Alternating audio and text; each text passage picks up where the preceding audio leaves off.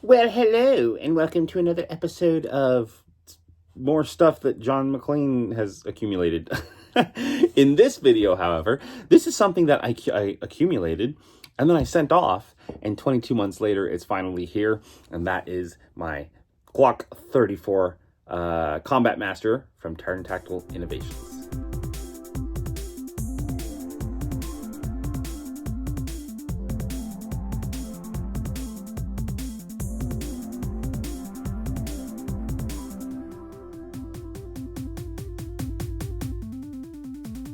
What's up, everybody? I'm John McClain with FPS Outdoors. Thanks for tuning in. And on this episode, we're talking about my Glock 34 Combat Master that I just got back from Terran Tactical Innovations. Now, listen, I used to be a bit of a gear snob. I used to be a big gear head. I used to think that gear would make the shooter, not the other way around.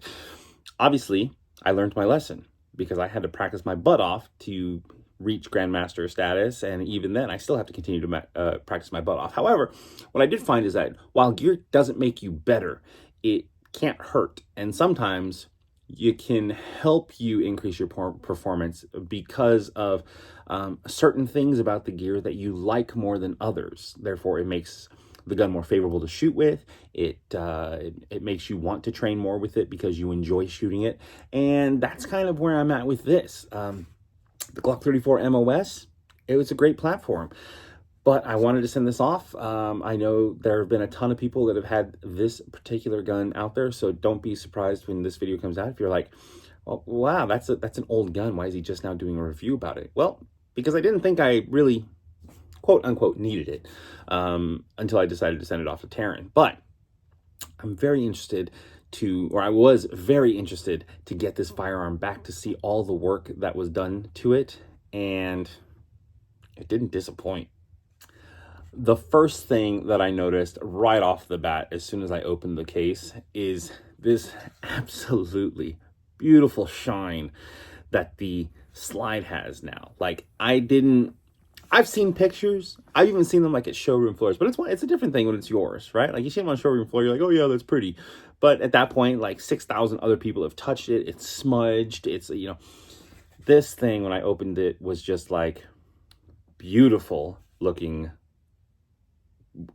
It was so good once it touched the eyes, right? So the slide cut work is also simply phenomenal, but it's that mix between the matte to the gloss that I think makes this slide just pop like freaking stunningly beautiful. Okay, so kudos, Terran, whoever's working with you guys as far as the design aspect of aesthetics and being visually appealing. Damn, this slide is hot. Next, you'll notice that the barrel is a different color. What is it, like nickel boron or something like that? Whatever it is, it's a new finish on it. It's supposed to obviously be improved, help keep down wear and tear and all that kind of stuff. Also help with lubricity, I believe the term is, which it looks good. Like, I'm not typically a huge fan of anything like gold color.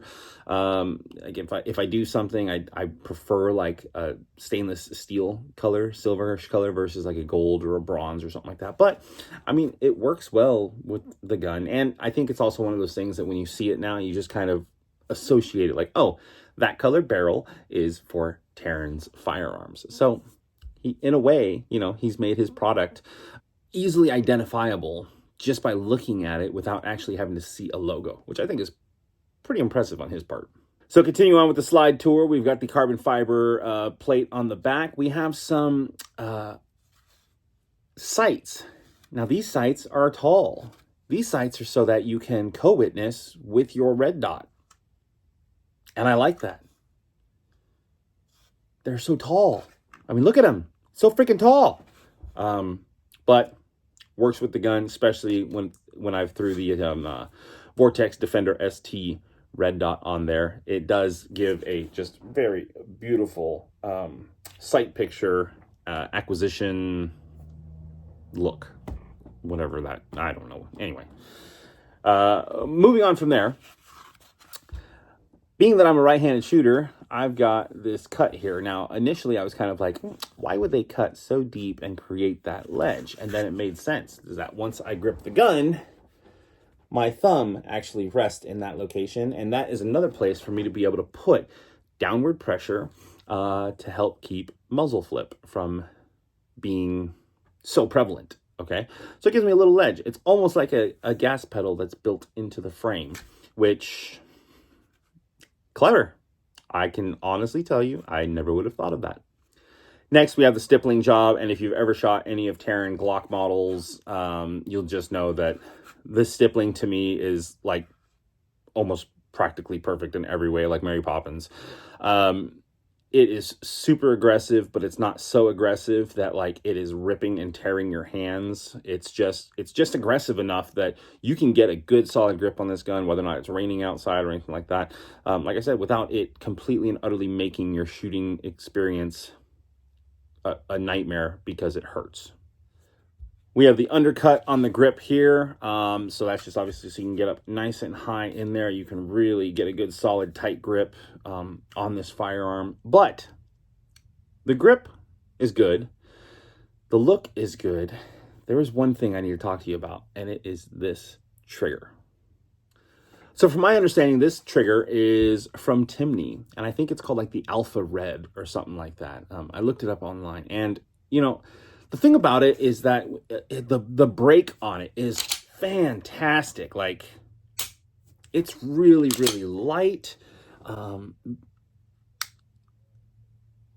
It's clean. Like, you've got the wall, and then the break pretty much happens. Like, there might be like if there's a little bit of creep in it, like we're talking about the slightest, that some OCD dude is going to notice. Okay, but there was one thing about it that I found a little weird, and it was the reset felt almost like it was like going to get stuck, right? It doesn't. It just feels that way. Like the reset is not super positive. It doesn't push your finger back forward like I'm used to with the typical Glock platform. And that prompted me to pull this gun apart and actually take a look at it. And what I found was very, very different.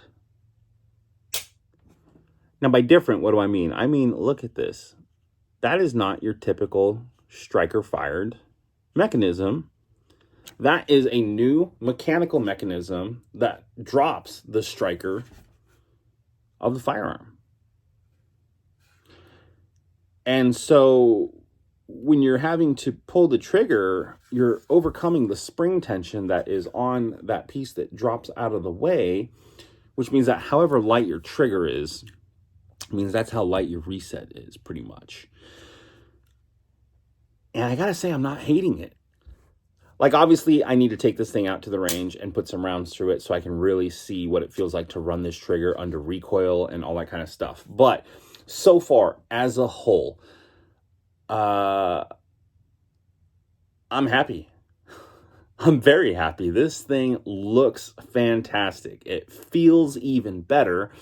And I'm going to assume that once I put some rounds downrange with it, it's going to be one of the best Glocks I've ever shot. If not one of the best guns. But of course, that will have to be for another time. In the meantime, thank you guys so much for tuning in and watching. Make sure you like, subscribe, hit that notification bell so you can be notified of when I drop the video of me shooting this bad boy out on the range so you can see what I think of it, how it performs, and if you think you need to get one. If you got the money, I'd suggest it. Just for looks alone. Like, you could put this thing on display and people be like, ooh, the gun from John Wick. And you'd be like, that's right. So, anyway, I'm John McClain with FPS Outdoors. Thank you guys so much for tuning in, and I will see you on the next one.